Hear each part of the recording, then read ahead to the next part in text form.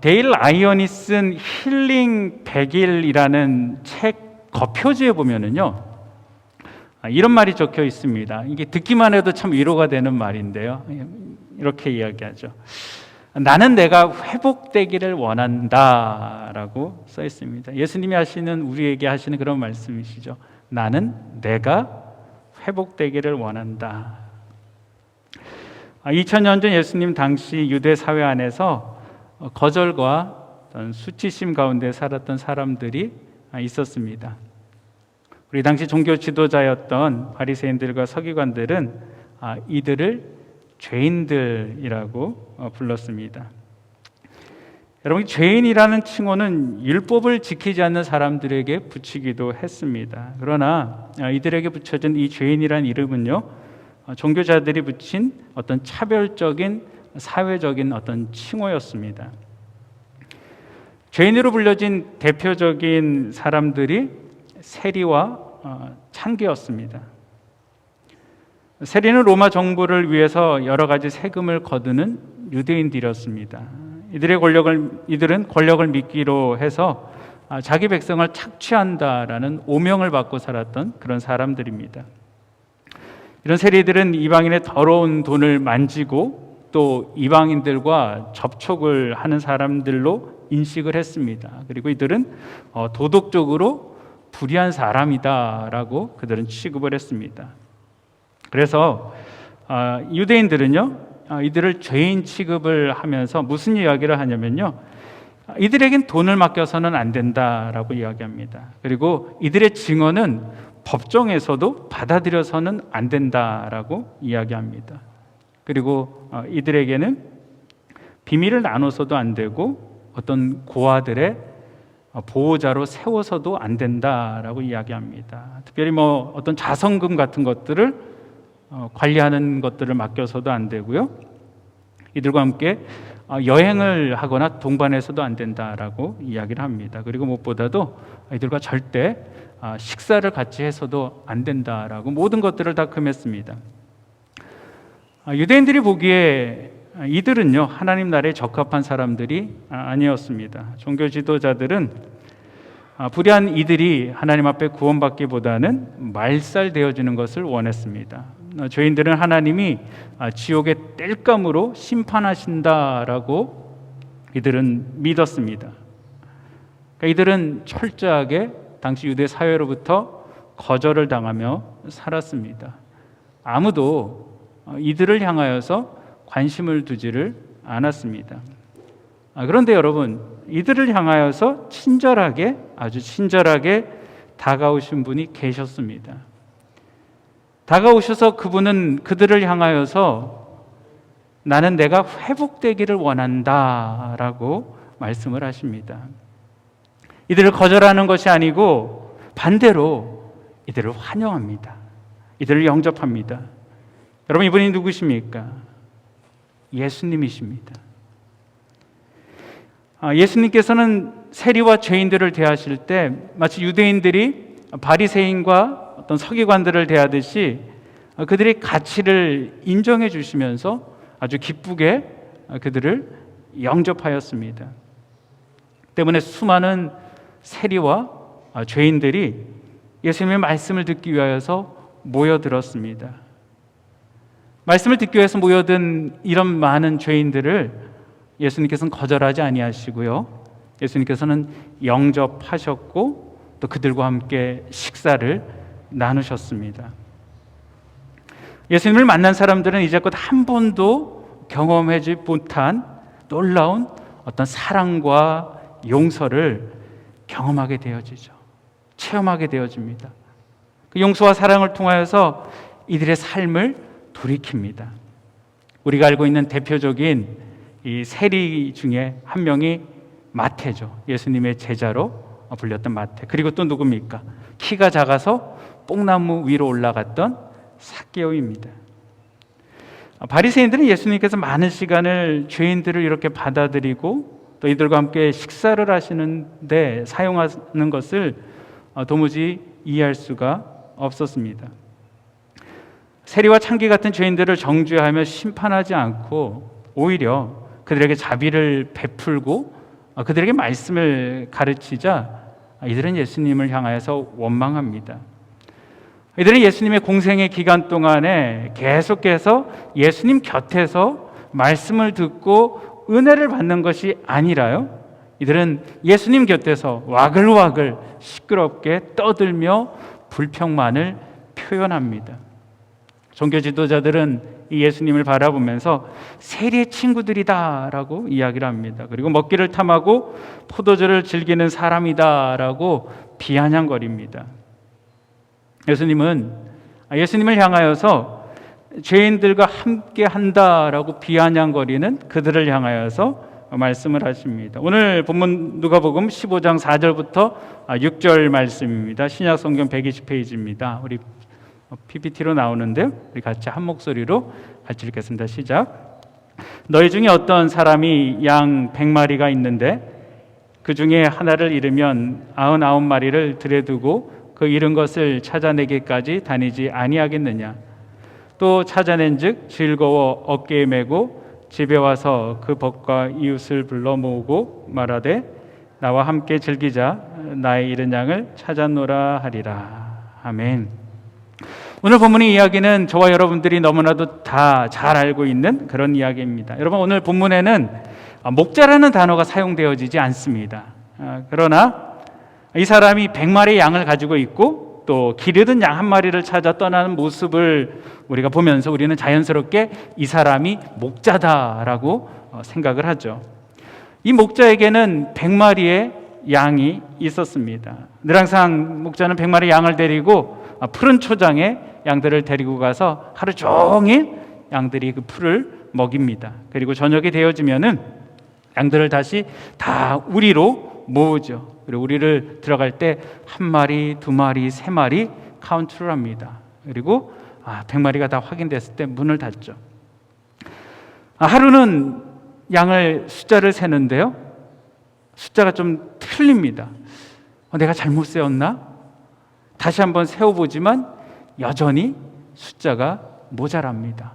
2번, 3번, 4번 카운트 해보지만 여전히 1마리가 빕니다. 100마리가 되어야지 되는데 99마리입니다. 순간 이 목자의 마음이 주저앉습니다. 주변을 살펴봅니다. 당시 목자는 양의 특징을 보면서 양의 이름을 하나씩 만들어줬습니다. 뭐 개똥아, 새똥아, 그렇게는 아니겠죠. 불러주지만 없는 양을 발견해서 그 양의 이름을 부르며 주변을 찾습니다. 그런데 찾을 수가 없었습니다. 해는 점점 넘어가고 어둠이 서서히 찾아오기 시작합니다. 목자의 마음이 너무나도 복잡하죠. 날이 더 어두워지게 되어지면은 이게 찾기 힘들 텐데, 또 혹시나 다른 동물이 잡아가면 어쩔까 걱정이 되어서 목자는 자신의 양 99마리를 다른 목자에게 좀 부탁한다라고 이야기를 하고 잃어버린 양 1마리를 찾아 떠납니다. 그리고 오늘 자신이 갔던 길들을 다시 돌아보며 양의 이름을 부르면서 이것저것을 찾습니다. 양의 소리를 기울이면서 혹시라도 절벽에 떨어지지는 않았나 걱정을 하며 두려운 마음을 가지고 찾습니다. 한참을 양을 찾고 있는데 어디선가 굉장히 귀에 익은 아주 세밀한 음성이 목자의 귓가에 들려옵니다. 바로 그 양의 울음소리죠. 목자는 양의 울음소리가 들리는 그곳을 향하여서 뛰어갑니다. 그리고 드디어 양을 찾습니다. 이 장면과 관련된 그림을 보면은 목자가 항상 이 절벽 끝에 있는 양을 발견하면, 잠깐 그림 좀 볼까요? 저런 데서 양을 이렇게 딱 목자가 하죠. 드디어 양을 찾았습니다. 그리고 양을 너무나도 소중하니까요, 조심스럽게 다가가서 양을 구하고 꼭 안아줍니다. 안아주면서 그가 가지고 있던 모든 걱정과 염려는 없어지고요, 순간 기쁨이 가득합니다. 그리고 양을 어깨에 메고 집으로 돌아옵니다. 우리 집으로 돌아오는 목자의 그림도 한번 보겠습니다. 목자가 오는데 시간이 좀 오래 걸리네요. 저런 모습으로 기쁨으로 양을 이렇게 어깨에 메고 돌아옵니다. 여러분, 집에 돌아온 목자는 너무나 기뻐서 친구들을 다 모으고 잔치를 합니다. 나와 함께 즐기자. 나의 잃은 양을 찾았다라고 이야기합니다. 사랑하는 성도 여러분, 왜 거룩하신 예수님은 모든 유대인들이 멀리하는 죄인과 대화를 나누시고 그들과 식사를 하셨을까요? 예수님께서는 거절당하고 수치심 가운데 있는 이들을 향하여서 회복하기를 원하신다라는 것입니다. 누가복음 5장 31절로 32절에 예수님이 이렇게 말씀하시죠. 건강한 자에게는 의원이 쓸데없고 병든 자에게야 쓸데가 있나니 내가 의인을 부르러 온 것이 아니요 죄인을 불러 회개시키러 왔노라 라고 말씀하십니다. 여러분, 죄인은 영적으로 병든 자들입니다. 이들은 치유와 회복이 필요한 자들입니다. 그런데 죄인만 치유와 회복이 필요할까요? 세상을 사는 우리 모두가 다 치유와 회복이 필요한 사람들입니다. 처음에 소개시켜드렸던 데일 라이언이 말씀 힐링 100일이라는 책 안에 여러분 이런 내용이 있습니다. 우리는 너무도 쉽게 자주 길을 잃는다. 처음엔 자신 있게 출발한다. 우리가 어디에 있고 어디를 향해 가는지 잘 안다고 생각한다. 여러분 그렇죠? 내가 어디를 향해 가는지, 내가 지금 무엇하고 있는지 자신 있게 살았지 않습니까? 그런데 인생길을 가다 보면 문득문득 잘못된 길에 들어선 자신을 발견한다라고 얘기합니다. 우리 그런 경험들이 있잖아요. 주위엔 아무도 없고 대체 어디에 있는 건지 알 수가 없다. 혼란에 휩싸여서 방향 감각을 잃고 어떻게 하면 다시 바른 길로 들어설 수 있는지 몰라 방황한다라고 기록을 합니다. 어쩜 지금 우리의 모습이 아닌가 생각이 되어집니다. 굉장히 공감이 가는 그런 글입니다. 제가 어렸을 때입니다. 학교를 들어가기 전이니까 한 6살, 7살 정도 되었습니다. 시골 외할머니 댁에 제가 있었을 때인데요. 그때는 마을끼리 하는 큰 운동 대회가 있었습니다. 그날은 마지막 날이었던 것 같아요. 어떤 축구하고 달리기 릴레이 어떤 그런 결승전이 있는 그런 날이었습니다. 할머니 집이 있는 곳에서 경기를 하는 것이 아니고 버스를 타고 좀 더 큰 마을에 가서 그런 경기를 했습니다. 저는 보호자 없이 동네 형들 사이에 끼어서 버스를 타고 그곳을 갔습니다. 즐거운 시간을 보냈습니다. 그런데 문제가 생겼습니다. 모든 경기가 다 끝나고 사람들이 다 집으로 돌아가고 있었습니다. 근데 저는 어렸기 때문에 집으로 돌아가야 되는 시간이 되어 온 것을 알지를 못했습니다. 또 보호자 없이 동네 형들 사이에 섞여서 왔기 때문에 저를 신경 써서 챙겨주는 사람도 없었습니다. 이곳저곳 왔다 갔다 혼자서 시간을 보내는데 시간이 지나면서 근처에 아는 사람이 아무도 없습니다. 아까 그 책에서 말한 것처럼 내가 지금 있는 곳이 어디인지, 섞여서 와서 내리는데 같이 내렸기 때문에 내가 지금 있는 곳이 어디인지도 모르고요. 또 내가 어디로 가야지 되는지도 모르는 그런 상황이었습니다. 길 잃은 양의 신세가 되었습니다. 날은 점점 어두워졌고요. 많이 두려웠습니다. 제가 스스로 할 수 있는 것은 아무것도 없었습니다. 그런데 그때 기적이 일어납니다. 그곳에 저를 아는 사람이 있었습니다. 바로 저의 외삼촌이었습니다. 외삼촌이 혼자 서 있는 저를 발견한 것입니다. 그리고 제 뒤에서 저의 이름을 부릅니다. 제가 왜 거기 혼자 있게 되어졌는지 상황을 설명을 했겠죠. 정확히 기억나지는 않지만 제가 분명히 서러워서 펑펑 울고 있었을 것입니다. 외삼촌은 저를 들어서 목마를 태우고 집으로 돌아왔습니다. 그때 제가 예수님을 믿을 때는 아니었습니다. 하지만 창세전부터 우리를 지켜주시고 보호하시는 하나님, 우리를 인도하시는 하나님께서 분명히 지켜주신 것이다 라고 믿습니다.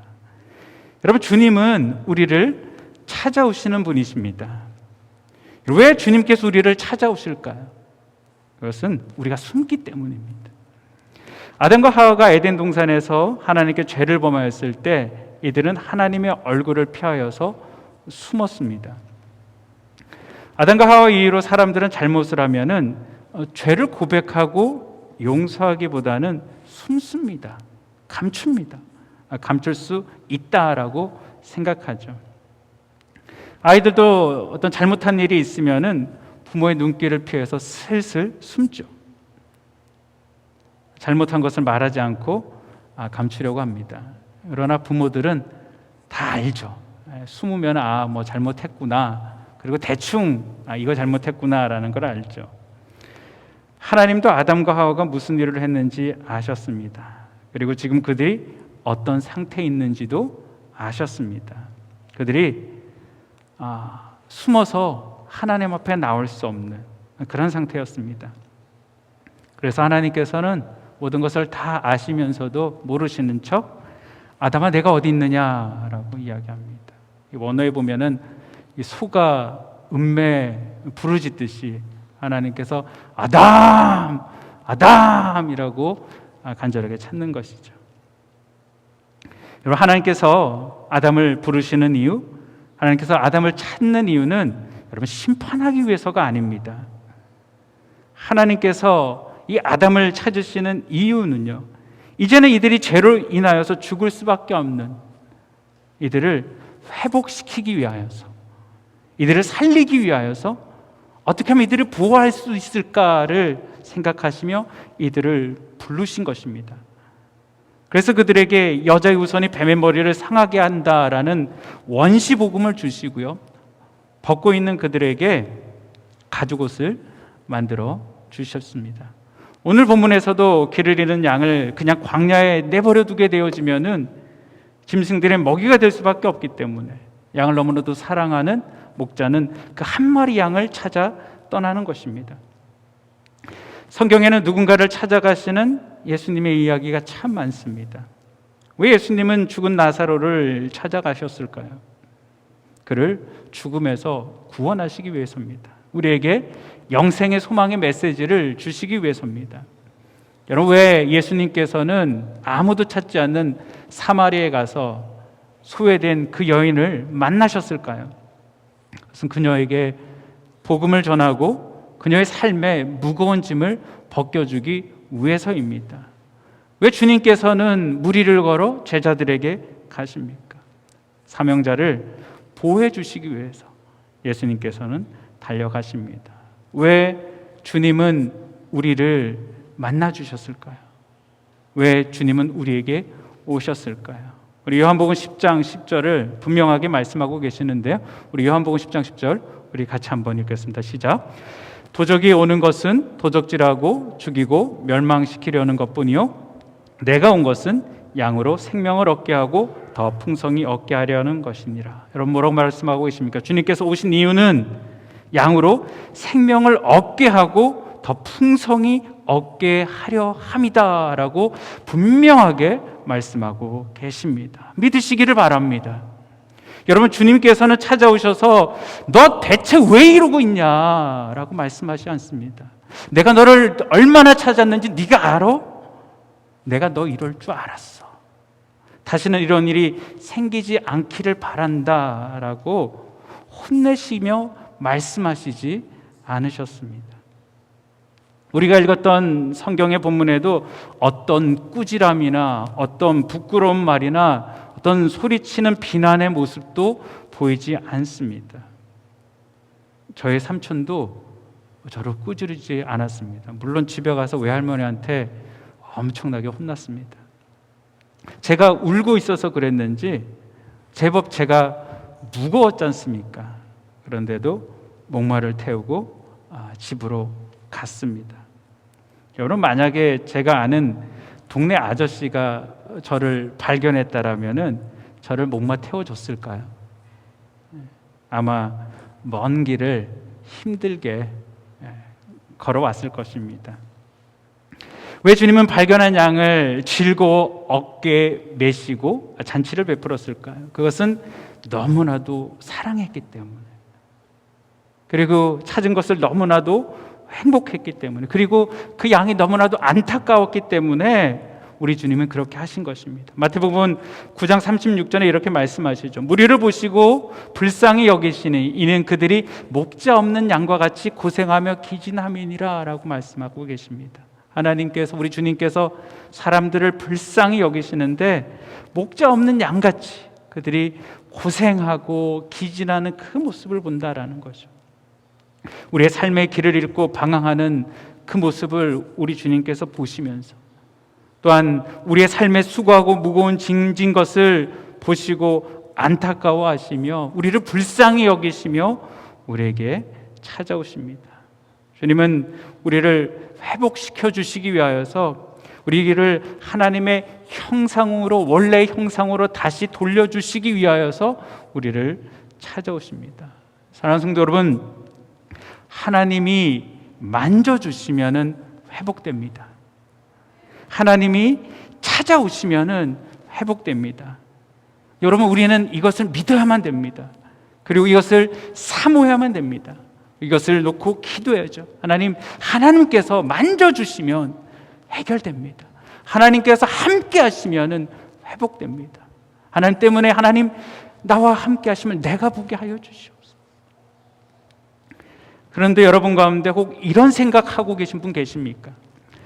다른 사람은 하나님 관심 가운데 있는 것 같은데 난 아닌 것 같아요. 하나님은 나에게는 관심이 없는 것 같아요. 하나님은 내 아픔만은 모르시는 것 같아요. 아니, 지극히 작은 나를 아시겠어요? 세상 사람들도 나를 모르는데, 내 주변에 있는 사람들도 나를 모르는데 하나님이 아시겠어요? 나를 찾으시겠어요? 여러분, 아닙니다. 하나님은 나에게 관심이 있으십니다. 하나님은 나를 찾으십니다. 여러분, 오늘 본문의 초점은 99마리의 양에 있지 않습니다.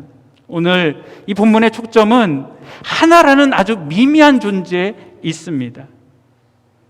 지금 예수님의 이야기 안에는 이 잃어버린 하나가 아주 중요한 의미를 부여받고 있는 것입니다. 여러분, 우리가 하나는 아주 작아서 이 아홉에게는 아무런 관심이나 존재 가치가 없는 그런 미미한 것처럼 보입니다. 세상에는 하나를 잃어버려도요, 99마리를 잘 번식시켜서 금방 많은 수가 생겨서 이 하나에 관심을 두지 않을 수도 있습니다. 하나 잃어버리면 어때? 99마리 잘 번식해가지고 금방 200마리, 300마리, 400마리 되는데 신경 쓰지 않아도 돼 라고 세상은 이야기하죠. 그러나 하나님 나라에서는 여러분, 하나가 천하보다 귀한 줄 믿으시기를 바랍니다.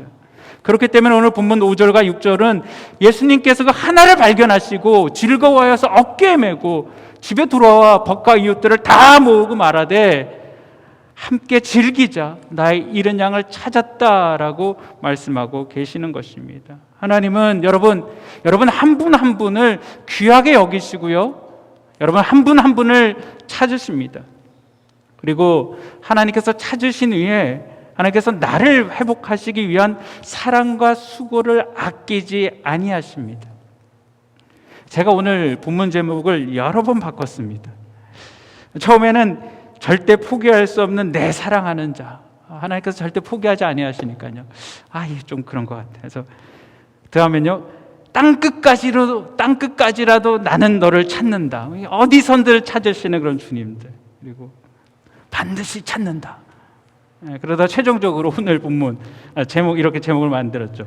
포기할 수 없는 사랑. 하나님은 절대 하나님의 일을 포기하지 않으십니다. 그 무엇도 하나님의 뜻을 멈추게 할 수 없고요, 포기하게 할 수 없습니다. 특별히 우리를 향한 하나님의 사랑은 더욱 그러합니다. 로마서 8장 38절로 39절에 분명하게 말씀하십니다. 내가 확신하노니 사망이나 생명이나 천사들이나 권세자들이나 현재일이나 장래일이나 능력이나 높음이나 깊음이나 다른 아무 피조물이라도 우리를 우리 그리스도 예수 안에 있는 하나님의 사랑에서 끊을 수 없느니라라고 바울은 분명하게 이야기하고 있습니다. 뿐만 아니고 8장 32절에 로마서 8장 32절에 자기 아들을 아끼지 아니하시고 우리 모든 사람을 위하여 내어 주시니까 어찌 아들과 함께 모든 것을 우리에게 은사로 주시지 아니하겠느냐라고 말씀하고 계십니다. 하나님은 우리보다 더 여러분 우리의 회복을 원하시는 분이십니다. 예수님은 세리와 죄인들을 회복시키기 위하여서 유대인들에게 세리의 친구다, 먹기를 탐하고 포도주를 즐기는 사람이다라는 비아냥거림을 당하시면서 그들을 회복시키십니다. 멸시와 조롱을 당하시며 십자가에서 죽으시기까지 저와 여러분을 회복시키십니다. 지금도 하나님께서 회복을 원하시는 자를 찾으십니다. 하나님의 회복이 필요한 사람들이 있습니다. 여러분, 먼저는 불신자들입니다. 우리는 이들을 위해서 계속 그들의 영혼을 놓고 기도해야만 됩니다.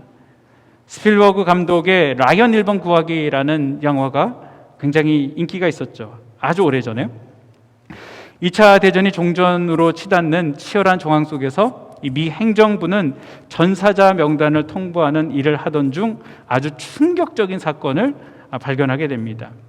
네 형제가요 모두 전쟁에 참전했는데요, 이 라이언과의 며칠간의 사이를 두고 세 형제가 이미 전사했다라는 통보를 보냅니다. 그리고 마지막 막내인 라이어 일병이 프랑스 전선에 생존해 있음을 알게 됩니다. 여러분, 4명의 아들 가운데 이미 3명을 잃어버린 이 라이언 부인이 이 마지막 막내 아들인 그 라이언까지 잃어버리게 되어지면은 주체할 수 없는 절망 가운데 빠지니까요, 명령을 내립니다. 라이언 일병 무조건 데리고 와라, 무조건 살려라. 밀러 대위는 7명의 대원들을 데리고 그를 찾아 나섭니다. 8명이 한 사람을 구하여 가는 그런 명령을 받은 것이죠. 자, 한 사람이 묻습니다. 아니, 한 사람의 목숨이 8명의 목숨과 바꿀 만한 가치가 있습니까? 라는 것이죠. 그러자 밀러 대위는 이야기를 합니다. 라이언은 우리가 구해야 할 가치가 있을 만큼 착한 사람일 것이다. 어쩌면 사람들 생각하겠죠. 죄인들, 예수님께서 그 죄인들을 내 피를 쏟으면서 해야 될 가치가 있겠느냐라고 세상 사람들은 생각할 것입니다. 하지만 우리 하나님은 그런 가치가 있다라는 것이죠. 결국 대원들은 하나씩 잃어가면서 라이언 일병을 드디어 찾습니다. 그러나 마지막 전투에서 라이언 일병만 살아남고요, 밀러 대위까지 죽습니다. 전원이 다 죽습니다. 그때 밀러가 라이언에게 이런 이야기합니다. 오직 너 하나를 살리기 위해 여러 사람의 목숨을 바쳤다. 그들의 희생으로 너는 살았다. 그들은 더 이상 바칠 것이 없다. 그러나 너에게는 있다. 너는 그들의 희생에 맞는 인생을 살아야지 한다라고 숨을 거둡니다. 여러분, 한 사람의 생명을 찾기 위하여서 8명이 목숨을 던진 것입니다. 한 영혼을 찾으려는 이와 같은 마음이 우리에게도 있어야지 된다라는 것이죠. 여러분, 우리가 성령 하나님 앞에 영혼을 놓고 기도하시기를 바랍니다. 특별히 전도 대상자가 있으시면요, 여러분 그 전도 대상자 이름을 저에게 주시기를 바랍니다. 저도 여러분의 집안 가운데 누가 믿는지 누가 믿지 않는지 아는 분들이 계시면은 그 영혼을 위해서 기도하고 있습니다. 하나님, 그 영혼을 회복시켜 달라고요. 우리 성령님께 사실 수 있으니까요. 그리고 우리가 복음을 증거할 때 어둠의 영들이 물러가게 하고 그 영혼이 예수님께로 돌아오게 해달라고 기도하고 있습니다.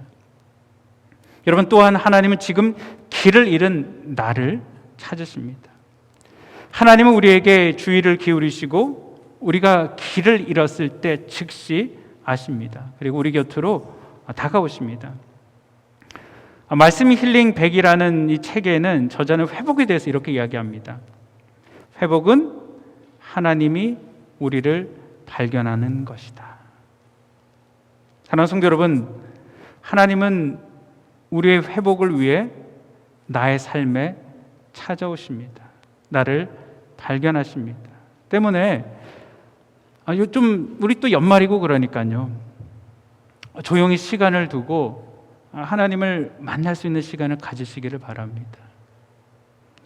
시간을 두고 기도하시는 것도 참 좋습니다. 기도하시고요. 또한 말씀도 묵상하시고요. 또한 좋은 책들도 여러분 읽으시기를 바랍니다. 책들 가운데 우리가 하나님을 발견할 수 있으니까요. 그리고 여러분 꼭 기억하시기를 바랍니다. 하나님은 우리를 절대 포기할 수 없다라는 것이죠. 하나님의 사랑은 절대 포기되어지는 사랑이 아니다라는 것입니다. 하나님은 끝까지 우리를 살리시고 우리를 회복하게 하십니다. 여러분 개인의 삶, 여러분 가정의 삶, 그리고 우리 자녀들의 삶도 마찬가지죠. 그리고 우리 교회도 마찬가지입니다. 하나님께서 찾으실 때, 하나님께서 우리와 함께 하실 때, 우리가 그 하나님을 인격적으로 만나게 되어질 때 개인의 삶이 되어지고요. 또 우리 가정이 변화되고 우리가 교회가 변화될 줄 믿습니다. 기도하시겠습니다. 사랑의 주님, 우리의 삶에는 회복이 필요합니다. 우린 하나님의 만져주심이 필요하고 우리 한 사람 한 사람을 만져주시옵소서. 하나님이 우리를 만져주심을 통하여서 우리가 회복되어짐을 믿습니다. 특별히 아직도 주님을 알지 못하고 있는 사람들이 있습니다. 주님 그 영혼을 구원하여 주시옵소서. 그를 잡고 있는 어둠의 영들이 떠나가게 하여 주시고 주께서 회복하시는 그때를 기다리며 우리가 또한 기도를 포기하지 아니하도록 주여 도와주시고 특별히 우리가 복음을 증거할 때 우리 성령님께서 역사하여 주사 그의 마음으로 믿음의 구원에 이르게 하여 주시옵소서. 예수님의 이름으로 기도합니다. 아멘.